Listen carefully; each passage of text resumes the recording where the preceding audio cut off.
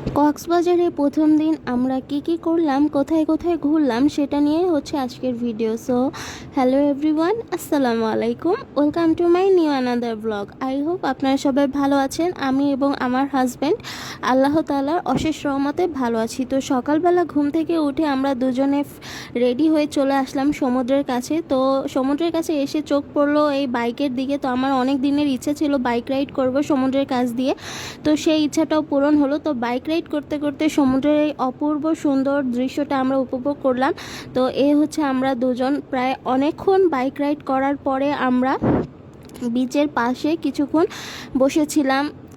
কিছুক্ষণ বসে বসে সমুদ্রটাকে দেখতেছিলাম।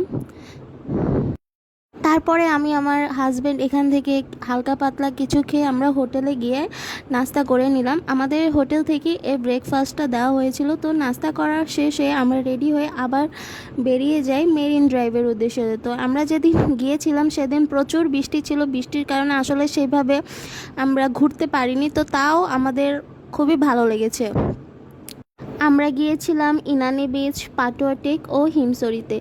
এখানে একদিকে রয়েছে পাহাড় এবং অন্যদিকে রয়েছে সমুদ্র। আমার তো পাহাড়ের থেকে সমুদ্রই বেশি ভালো লাগে। আপনাদের কার কোনটা বেশি ভালো লাগে অবশ্যই আপনারা আমাকে কমেন্ট করে জানাবেন। তো এই অপূর্ব সুন্দর দৃশ্য দেখতে দেখতে আমরা চলে গিয়েছিলাম হিমছড়িতে। হিমছড়িতে ঢোকার পরে এখানে বেশ কিছু দোকানপাট ছিল। আমি সব দোকানে একটু ঘোরাঘুরি করলাম, দেখলাম পছন্দ হয় কিনা, কিছু কেনাকাটা করা যায় কিনা।